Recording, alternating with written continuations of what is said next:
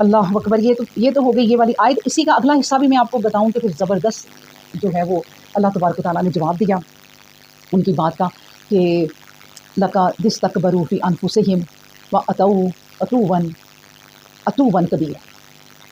یہ جو باتیں کرتے ہیں نا اللہ نے جواب دے دیا کہ یہ باتیں کرتے ہیں اس لیے کہ یہ تکبر کرتے ہیں، کہ اپنے تئیں اپنے اوپر تکبر کرتے ہیں. اپنے اوپر مطلب کہ اپنے آپ کو بہت بڑا سمجھتے ہیں.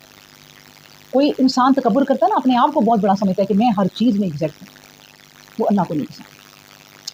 نبی کریم صلی اللہ علیہ وسلم نے فرمایا کہ جس میں رائی کے دانے کے برابر بھی تکبر ہوگا. رائی کا دانہ سوچیں کتنا چھوٹا ہے.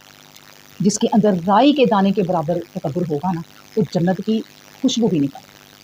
اور اس کی جو خوشبو ہے نا وہ 40 سال کی مسافت سے آنا شروع ہو جائے. ابھی جنت میں پہنچنے میں 40 سال ہوں گے اور خوشبو آنا شروع ہو جائے گی. اور جس میں رائی کے دانے کے برابر بھی تکبر ہوا وہ خوشبو بھی نہیں پائے گا. سوچیں کہ اللہ تبارک و تعالیٰ کو تکبر کتنا ناپسند ہے. اور اللہ نے کہہ دیا کہ یہ پتہ اس طرح کی باتیں کیوں کرتے ہیں، تکبر بہت کرتے ہیں. ان کے اندر تکبر بڑھا ہوا ہے. وہ تکبر بھی کیسا ہے کہ وہ عطاؤ، وہ سرکش ہیں. سرکش انسان کون ہوتا ہے؟ جو رب کی نہ مانے، جو رب کو بھی نہ مانے، اپنی مرضی کی زندگی گزارے. یاد رکھیں ہم بھی کہیں اس لائن میں نہ لگ جائیں، یہ کہتے کہتے کہ ہم مسلمان ہیں، ہم مومن ہیں، لیکن اپنی مرضی کی زندگی گزار رہے ہیں. نہ کہیں قرآن تو نہ کہیں رسول صلی اللہ علیہ وسلم کی سنتیں، اور اپنی مرضی سے اپنی زندگی کو گزار رہے ہیں.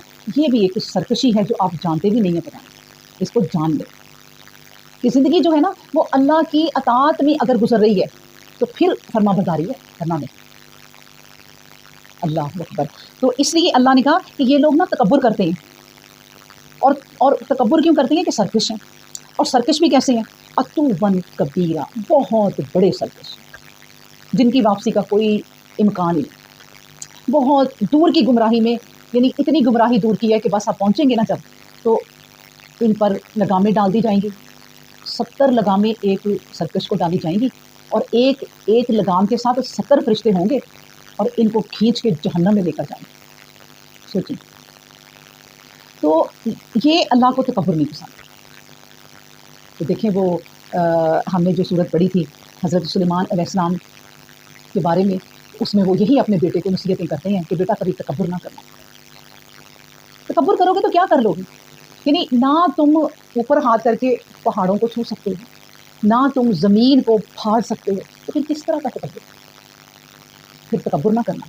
اللہ اکبر. ہمیں بھی اپنے بچوں کو نا کبھی کبھار چلتے پھرتے اس طرح کوئی بیٹھے کٹھے تو نصیحتیں کرتے رہنا چاہیے. اور یہ نصیحتیں جو ہوتی ہیں نا 2-4 جو اپنے بچوں کو آپ بار بار کرتے ہیں، چاہے بچے پسند کریں یا نہ کریں، بیچ بن کے کر دیں، تو یہ ہمارے کام آ جائیں گی کہ ہم نے تو انہیں سمجھایا تھا. اللہ اکبر.